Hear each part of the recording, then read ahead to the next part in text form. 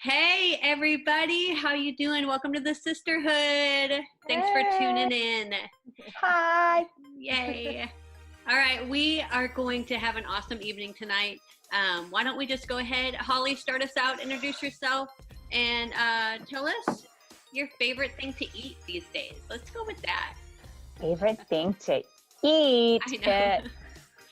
I know. Just truth teller. Hi, I'm Holly, and my favorite thing to eat is cookie dough. Yes. That's the truth. That's the truth. That's my favorite thing to eat. I love that you're the truth teller, Holly. That's what we always want. Yes. Okay. Renee, go ahead. Oh, okay. Thinking about food again. I know. We're all hungry. My name's Renee, and one of my favorite snacks, of course I love pretty much all food, but one of my favorite snacks is hummus. And yes. Unfortunately, one of my favorite things to dip in it is Fritos. And I know those are very bad for me, but I can't help myself. But I would rather do cucumber slices, but sometimes that just doesn't happen. We always seem to have a Frito in the house, but not always a cucumber slice. That's awesome. Hummus, plain hummus. Yum, that sounds good. All right, cool. Thanks, Renee. Go ahead. My name is Sherry, and my favorite thing to eat is queso. And yes, I will girl. eat it however I can find it. I love it. I know. Me too. Finger dipping and all. Yeah. Yep. Same it's here. A close second. Queso is good on everything, and praise God, Taco Tuesday every night at the Shuttlesworths.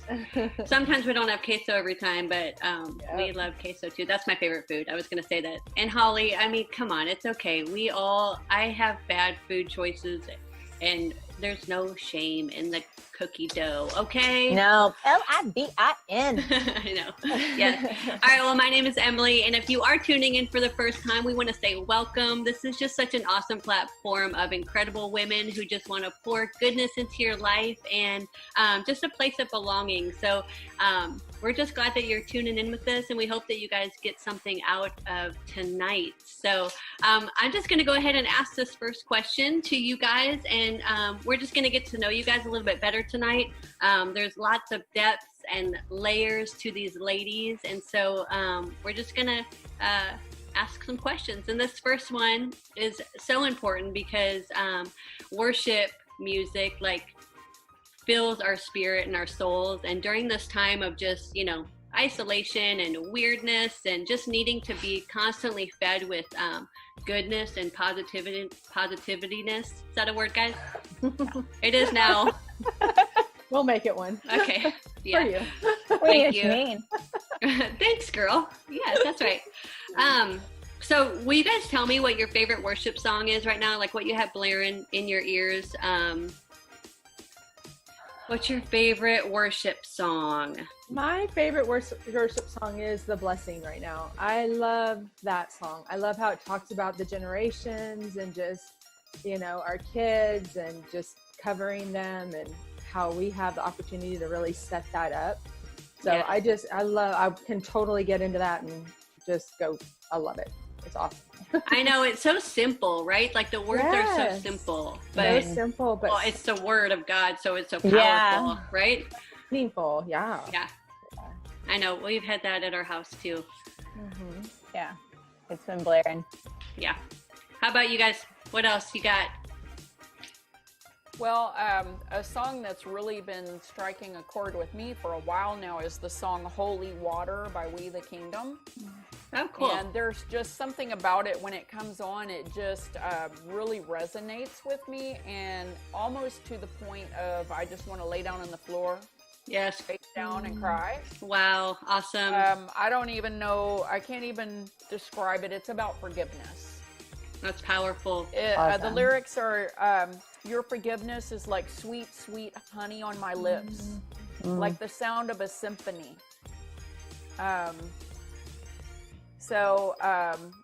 Like a sound of a symphony to my ears, like holy water on my skin. So good. And I think it probably has to do with our trip to Israel last summer.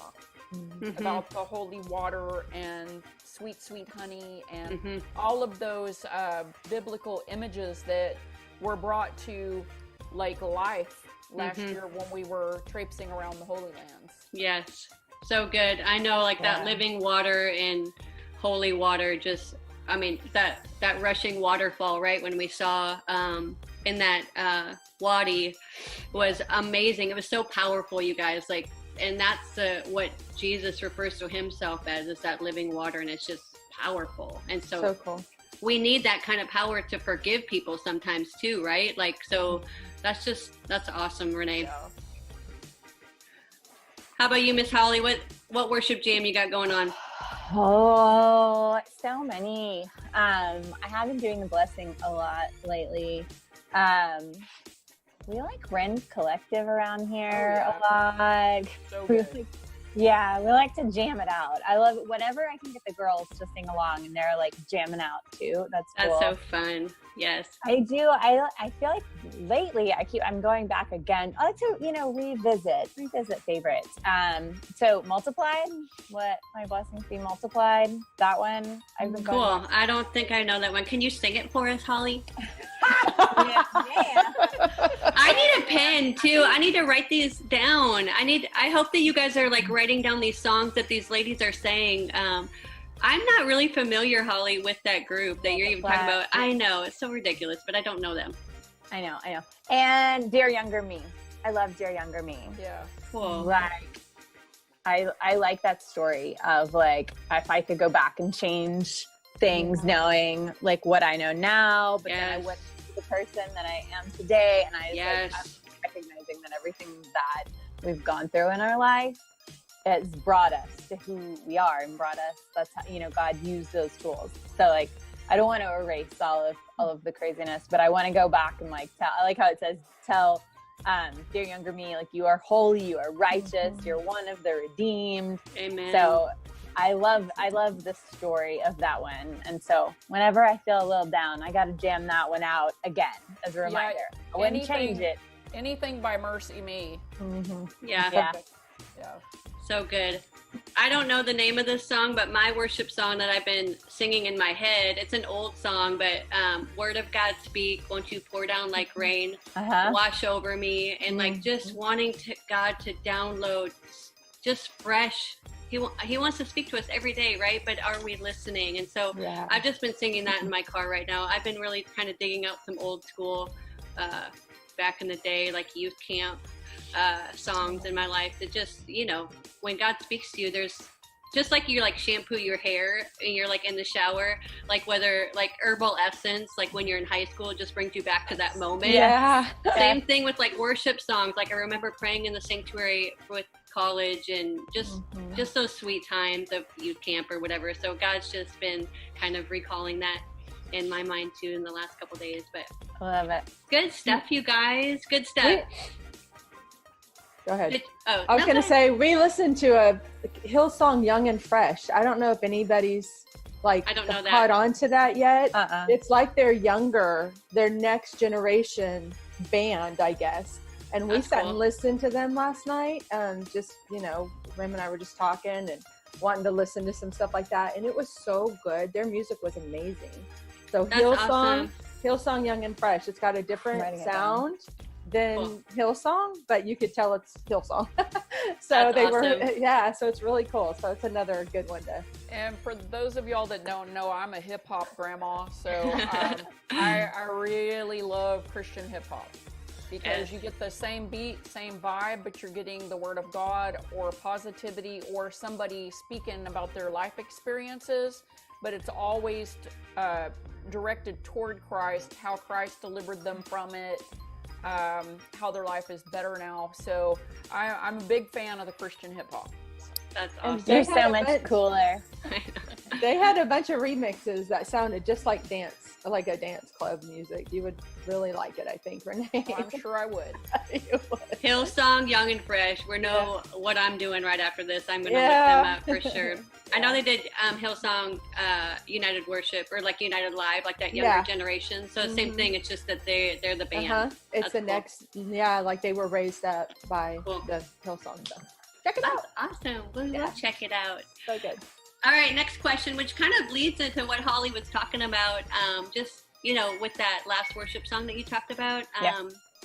And so if you could rewind your life, what is one thing that you would change, ladies? If you could rewind your life, or if you think about like some, you know, past stuff that you maybe fixated on too much, or just past mistakes, what's one thing that you would change? Whose idea was it again to not go over the questions before the call? Did you explain? You didn't explain that. This is off the cuff. Like, before we knew our questions. Yeah, we didn't know. And today we don't. This is good. We're all pausing because we're like, oh gosh, we have to come up with an answer. I love you guys so much. Look, I don't want to rewind anything because like James won that. Like, I'm thankful for every single hardship in my life that led me to my relationship with God. And like, I know I say this all the time, but if I had the choice between, you know, like the perfect little house in the suburbs with a white picket fence and all like the spending money I wanted and a pool and all of the things that would come along with what looks like a normal life, or my very abnormal life and the relationship I have with God, there's like no question in my mind. I choose this life over and over and over again, because without all of the junk and the trash, I don't know if I would have found God in the way that I have him now. And I'm just, it's the biggest treasure of my life. So I wouldn't trade any of the junk. Drop the mic. Amen. Seriously. I get fired up about that. Yeah. That is so the truth though. Like, God uses everything. He doesn't waste one single thing. And that is right on, Holly. Like, you are who you are today because of what you went through. Well, if we ask him. Right. I know we always talk about like he's not going to waste anything. You got to ask him not to waste it. Yes. So good. And then you got to act it out and be obedient with what he's telling you. Yeah. I know. So good. You guys have anything, or are you going to let Holly just have that moment? Run you over. I know. That was definitely a mic drop moment, so I don't have anything to add to what you said about that. But if I could time travel and just go back for brief vignettes in my life, I would enjoy being able to go back and read Goodnight Moon one more time, or plug in that little bedtime cassette tape one more time. Why'd you go there, Renee? I know, right? Yes. Because this is the problem. When you have little kids, you're so busy, you don't realize that one time when they crawl up in your lap with that book that you've read 1,000,000 times, you don't realize that's the last time. No, friend. So you can't like relish that. It just stops, and no one warns you.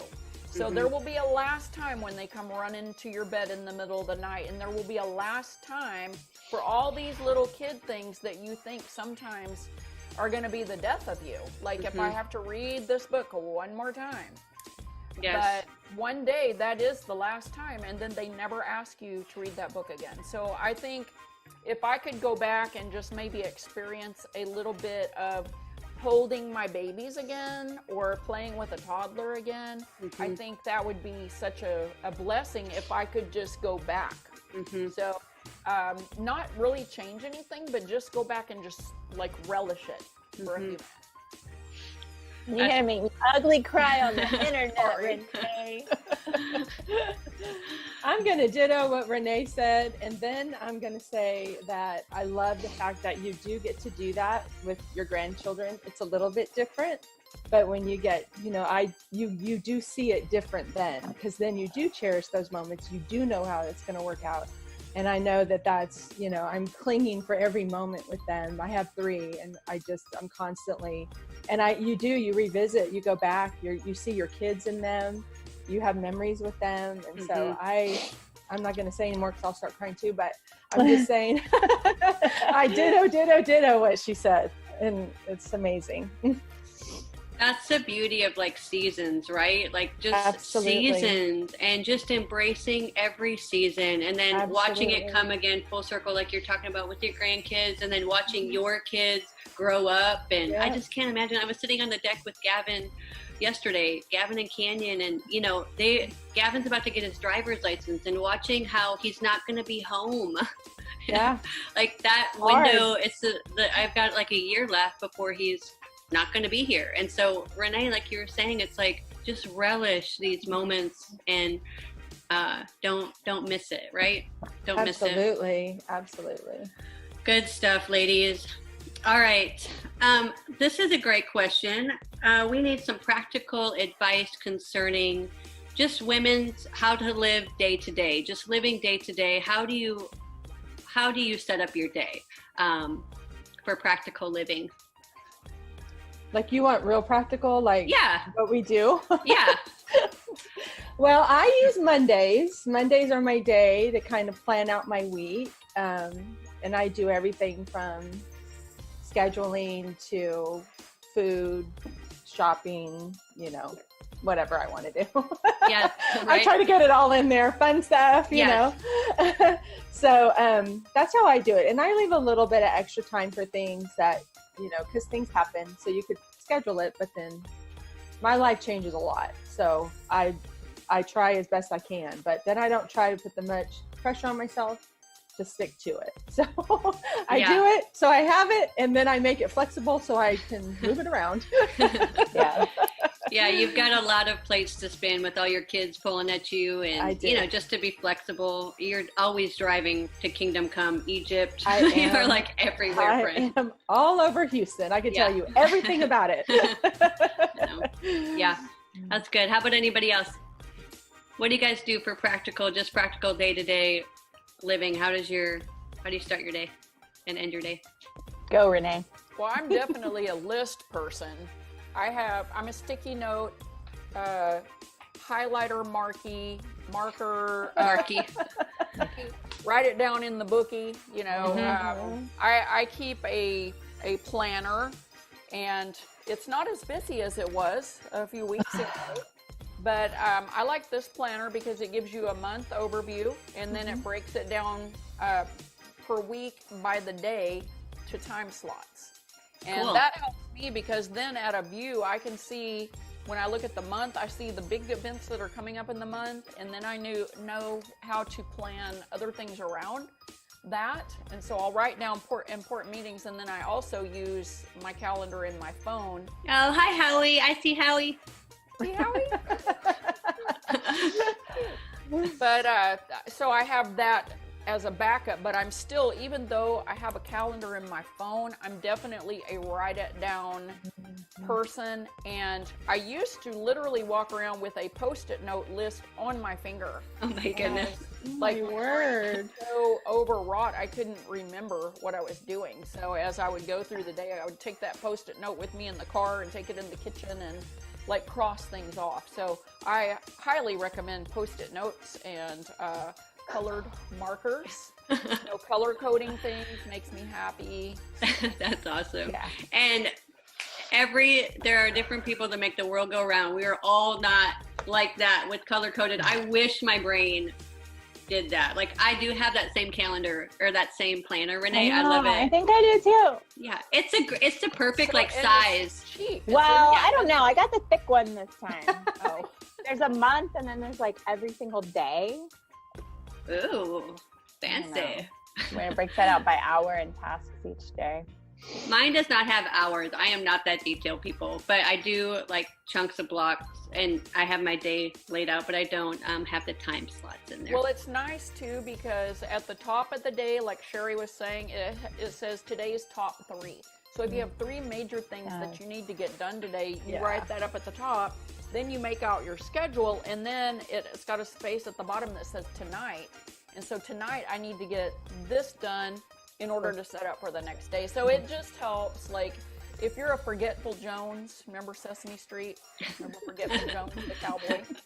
If you're a Forgetful Jones like me, and you need to write things down, like, I only ever forgot to go to work once. You forgot to go to work? That's hilarious. Yeah. That's hilarious. That gives me hope. Yeah, I forgot to go to work because like, I knew it was that day when I woke up, but then something changed in my schedule, and it made me think it was like another day, and my schedule was different. That's funny. So like my brain shifted to the next day because something was not in my schedule. Obviously, I didn't have any Post-it notes with me or any. Yes. It was probably before smartphones. And then like this little light bulb went off in my brain at about the time I was supposed to be at work. And I went, oh. That's the worst feeling. And so I called and they laughed at me and said, don't worry about it. You've never done this before. And I've never done it again because I was so traumatized. Yeah. That's funny, why Renee. that's why I write things down and set alarms for myself. And I will frequently say, like if we've had a holiday, don't let me forget to go to work tomorrow. Yes. Yes. Yeah. Good. Holly, what about you? So like the structure of my day, the like most important thing out of my day is making sure I wake up an hour before my children. That's like mandatory, has to happen. I have to wake up an hour before them. So What happens if you don't? What happens if you don't? I am not nice. I seriously, like, I have my whole hour where I go and I make coffee and I read my Bible and I do like all the things in the quiet time. And then like towards the end of my hour, I make my list and I do the whole, I have to do it by writing. I make my list and everything. And sometimes during it, my aunt used to say that she let the devil make her to-do list while she was doing her Bible study in the morning. Because you know when like you're trying to sit and be quiet and read the word? Distraction. Oh, I need to do this today. Oh, Yes. I gotta do that.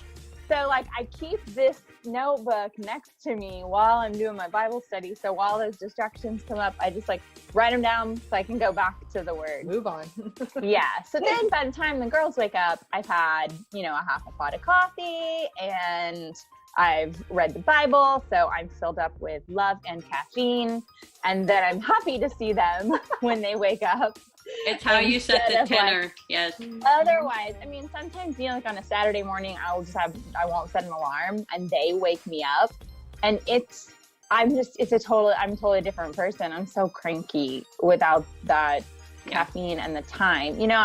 Part of it is the coffee, but a lot of it is like just time to get my head straight. So, and I love what you said, like you carve in that time. Like if you don't carve in that time, it's not going to happen. Like it just, life's going to hit. And so it's so important it's okay to schedule God into your calendar. It's okay. We are humans that are easily swayed and easily just distracted. So I love that, Holly. We should be doing that. Also, like, we have to do it so that God can do it for us, right? Like we have to spend that time in the Word so that He can make a way for us and just help us in every aspect of our lives. Good stuff, you guys. All right, I'm going to do this one. I love this one. I know you guys are going to have some great insight. Are you guys like, what are you going to ask? You're like, Holly. Off the cuff is hard. Don't be nervous. You guys are doing a great job. Aren't they doing a great job, ladies? Give some attaboys, high fives in the comments. These guys are rocking it. All right. What are some practical ways that us as women can like build our home and like make our home a home for our kids and our husbands? And, what are just some practical ways that we can do that? God-fearing and God-loving. I know, Cher, you take it. Tell them about the table. Tell them about Drop that mic. Well, let me see. Where can I start? I'm going to go back to when I had kids because I think that's a lot of people. It's very different when you don't have them at home. There's different things you can do. But as far as having the kids at home, there was a lot of things. I'm a designer, so I'm always thinking through what's in the house that they are going to need or use or can be a prop for us to actually be a family together.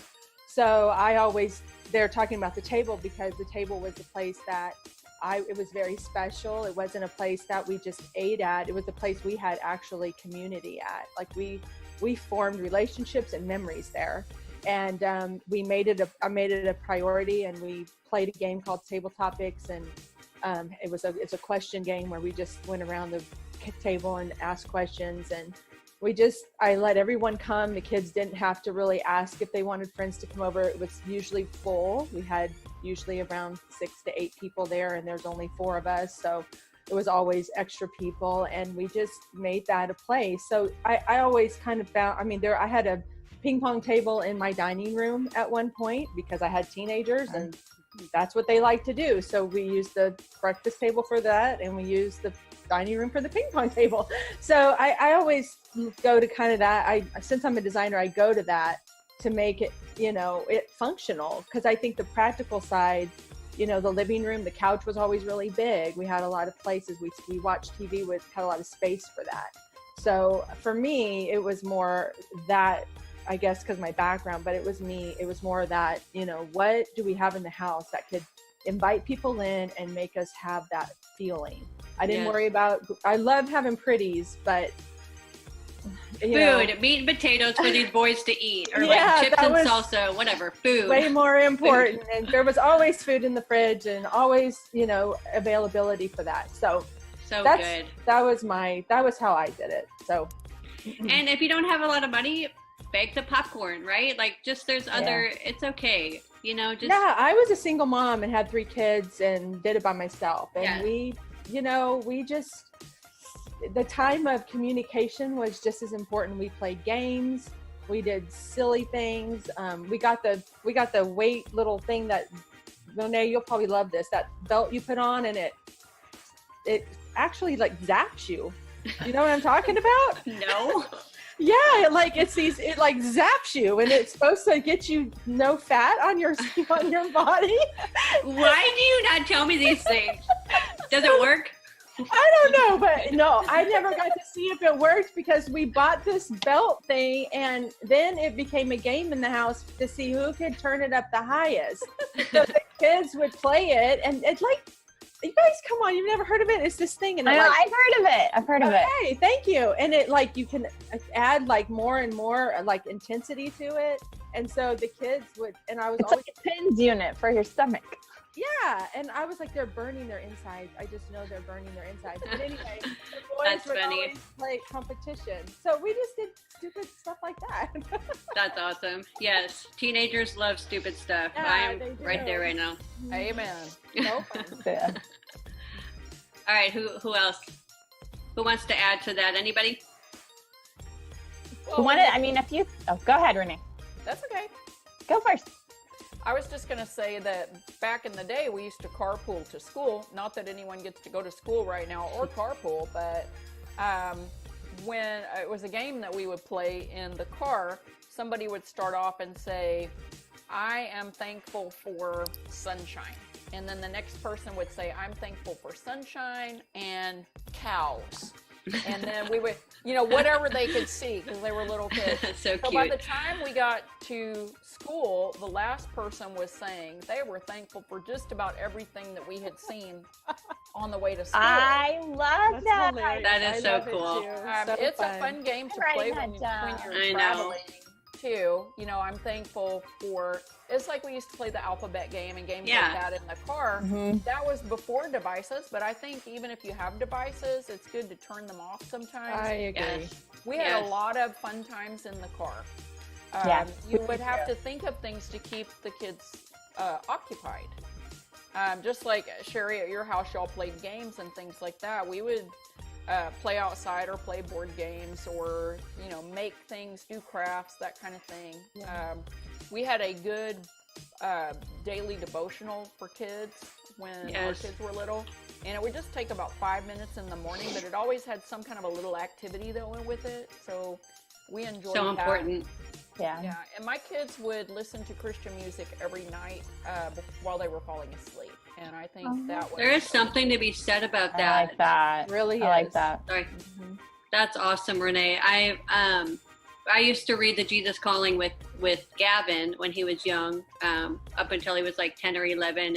And I just, sometimes it's easy to get out of habit. And so Nora has gotten a shaft sometime and we haven't been consistent in that. But that Jesus Calling book for kids is awesome. So if you're looking for something to download to your kids, and I love that. I'm going to take that, Renee, and blare worship music for Nora. It's what we're feeding our spirit with. That's good stuff.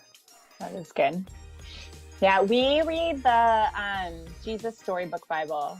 It is my absolute, every single chapter points to Jesus. So like every story, even like all the Old Testament stories, it explains, you know, tying Jesus in. So I love that one. We read that. And we started a fun bicycle game where when we're riding our bikes around the neighborhood, one of them started playing I Never. Oh, that's fun. Theirs was all this like weird, gross, you know, I don't know how two beautiful little girls come up with some of it, like, never have I ever eaten a booger. Like, I don't know where they come up with this. I was but like, you know they have. Okay. Let's just reroute. Yes, done. I'm like, let's reroute this to never have I ever and say something you want to do. And so we go around and we just like dream together and come up with ideas and stuff. That's fun. I like awesome. When talking about like how to like I make a home for them. I feel like I had some specific ideas about it before that all got, you know, wiped away. And we talk a lot. Like we talk about everything. We talk about all of our feelings and all of our thoughts and all of this and that. So we do a lot of talking. But one of the things that's like really important to me is things that draw us together instead of apart. So I'm house hunting right now, and I do not want a big house where everybody has their own space to go. I want tiny little bedrooms and one living area, so that all you're doing in your bedroom is you go in there to sleep. Well, and now do school, but then you come out and we're a family together. So no TVs in the bedrooms, no, Absolutely. You know, my kids don't have iPads. Like they have Kindles that I'll charge up for a road trip if it's a long road trip. That doesn't, like driving to Houston doesn't count. It's got to be like 3 hours or more before I'll charge up those Kindles for them. And so they've been doing their homework or their schoolwork on Chromebooks, but we don't do the devices yet. I mean, I feel like there's going to be years of that ahead, and we just don't do that. We hang. We talk to each other, and I'm trying really hard to force it into a togetherness instead of everybody going their separate ways. So good. So good. And we'll end on that because that is so the truth.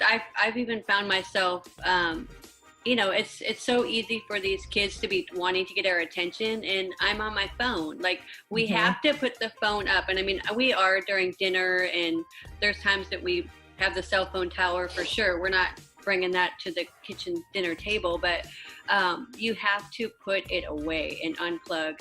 Otherwise it's constant and there's no connection. And that is a real thing right now. I mean, that's what we're all facing in our homes. And so we have to say no, because the enemy wants to desensitize us and make us just numb to our children. Nora right here wanting my attention. You know, it's not okay to just be so, it's easy to just get sucked in. And so, yes, put that, the iPhone says, how many hours are you on that device? Like you can see how many hours you're spending on there, and it's alarming. It's disgusting when I look at that sometimes. And so, for sure to be intentional. Ladies, I'm looking at you who are tuning in right now. Be intentional. The enemy wants you to do nothing more than to make you numb to what's going on around you. And so have the conversations. It's hard work. It's hard work to engage with your kids sometimes, and sometimes you don't want to do it. But the more you do it, the more God's going to break that wedge in your life, and that love will come back, because there needs to be relationship in your home, right? Absolutely. Yes. Yep. Yeah. Ladies, thank you so much for tuning in tonight, and the panel taking time out of their day right now. We look forward to this every week. We'll be back again next week, same style, off the cuff, right, ladies? Yeah. I guess. Yeah. We'll see what these comments say. Yeah. Yes. Exactly. Go back and get yourselves together. No. We need a savior. We are not together, right? Amen. We need a savior. Yes. Sure. All right. Well, we are praying for you ladies tuning in. And, if you need any prayer, please put in the comments, message us. We're here for you. You're not alone. You're not isolated. You have these 4 women right here in your sisterhood, and the whole sisterhood. There's a whole tribe of us that are cheering you on, and most importantly, God's your biggest cheerleader. So we love you guys, and we'll see you next week. Okay, bye. Bye. See you later.